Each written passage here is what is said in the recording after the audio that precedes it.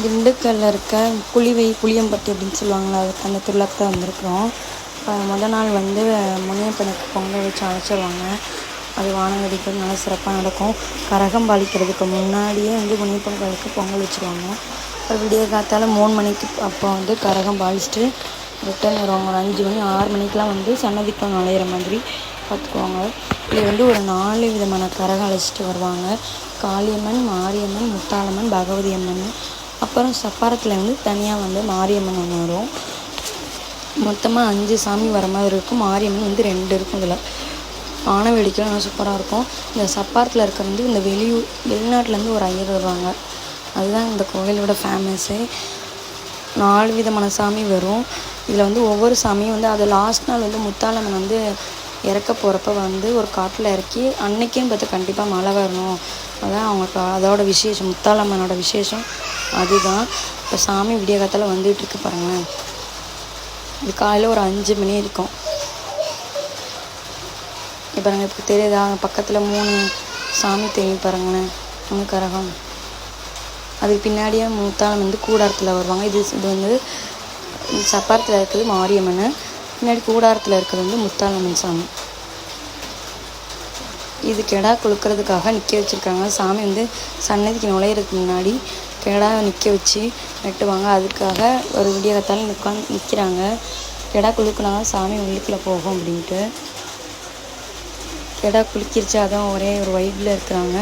திரும்ப கெடா குளுக்கினோடனே திரும்ப சாமி அழைச்சி ஒவ்வொரு சாமியும் அதோட சன்னதிக்குள்ளே போயிடும். பகவதி அம்மன், மாரியம்மன், முத்தாளம்மன், அப்புறம் அந்த சப்பரம், இது 3ம் ஒரே இடத்துலே போயிடும்.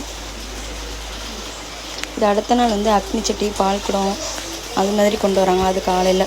இது வந்து புதன்கிழமை காலையில்.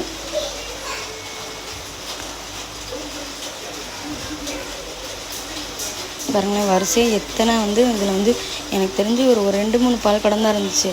இது எல்லாருமே வந்து அக்னி சட்டி. ஏன்னா இந்த கோவில் வந்து அவ்வளோ விசேஷமாக இருக்கும். ரொம்ப வேண்டுதல் நிறைய வச்சுருப்பாங்க.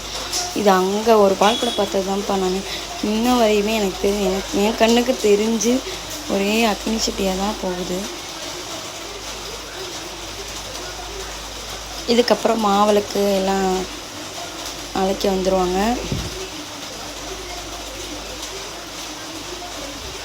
பாருங்க, நிற்கவே இல்லை, தொடர்ந்து அக்னி சட்டியாக தான் போயிட்டுருக்குது. இது அடுத்த நாள் வந்து வியாழக்கிழமை காலையில் வந்து இந்த முத்தாளம்மனுக்காக ஒப்பாரி பாடுவாங்கன்னு சொல்லுவாங்களே, அது கழுகு மரம் ஏறி பண்ணுறது. இது இதோட ரொம்ப விசேஷமானது. இது வந்து இந்த முன்னாடி சிவப்பு சிலை கட்டியிருக்கவங்க வந்து இப்போ அந்த வந்து தர்மம் அந்த இது கேட்குறாங்கல்ல, அது வந்து ஒய்ஃப் வந்து கீழே உட்காந்து மண்டி போட்டு கையேந்தணும். மேலே வந்து அவங்களோட வீட்டுக்காரர் வந்து அந்த வந்து கழுகு மரத்தில் ஏறணும். இதுக்காக வெளியூர்லேருந்து வந்தெல்லாம் இந்த கழுகு மரம் பார்க்குறதுக்கு வருவாங்க. இது வந்து 15 டேஸ்க்கு முன்னாடி அது என்ன சொல்கிறாங்க, எந்த ஊரில் சொல்கிறாங்களோ அந்த ஊர்லேருந்து எடுத்துகிட்டு வந்து ஒரு 100 பேர் 50 பேர் கிட்டக்க இந்த மரத்தை இழுத்துட்டு வருவாங்க. முழுசாக இழுத்துட்டு வந்து இந்த சன்னதியில் வச்சு செதுக்கி இந்த மாதிரி நிற்க வைப்பாங்க.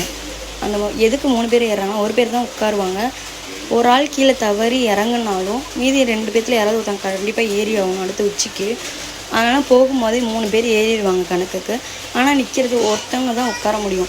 அவங்க உட்கார முடியல, தடுமாறிட்டாங்கன்னா அடுத்த 2ஆவதாக இருக்க ஆள் அது பிரச்சனை எதுவும் இல்லாமல் மேலே ஏறி உட்காந்துடணும். இப்போ பாருங்கள், அவங்க ஏறி உட்காந்தனும், மீதி 2 பேர் கீழே இறங்குறாங்க.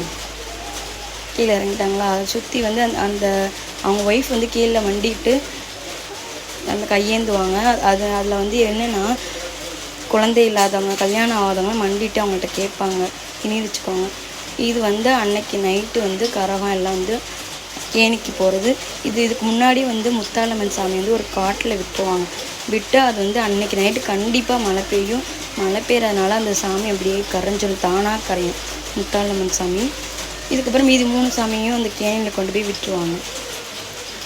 பகவதி அம்மன், மாரியம்மன், காளியம்மன், இந்த 3 சாமியும் விட்டுருவாங்க. சப்பாரை வந்து அந்த மாரியம்மன் சன்னதிக்குள்ளேயே வச்சுருவாங்க. பாருங்கள், முளைப்பாரி எத்தனை வருதுன்னு பாருங்களேன். இப்போ 3 சாமி தான் வரும் பாருங்கள். போகிறப்ப 4-5 சாமி தான் இப்போ வரும்போது பாருங்கள். ஏன்னா ஒன்று முத்தாளம் வந்து காட்டுக்குள்ளே விட்டுட்டாங்க, சப்பாரை வந்து கோயிலில் வச்சுருவாங்க. இது வந்து 3 சாமியும் கேணிக்கு போகிறதுங்க பாருங்களேன். கம்பு முளைப்பாரி, சோளம் மரப்பாரி எல்லாம் போட்டிருக்காங்க பாருங்கள். அழகாக தெரியும், உங்களுக்கு பார்க்கவே தெரியும் பாருங்கள் எத்தனை முளைப்பாரி போட்டுட்டு வராங்க.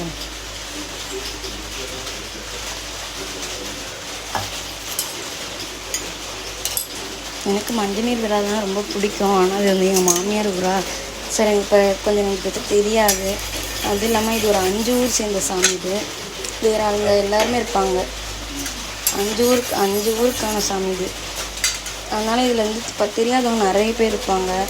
அதனால எனக்கு யாருக்கு அப்புறது அப்பக்கூடாதுன்னு எனக்கு தெரியாது. இது மாதிரி வீடியோ பிடிச்சிருந்தா ஷேர் பண்ணுங்கள்.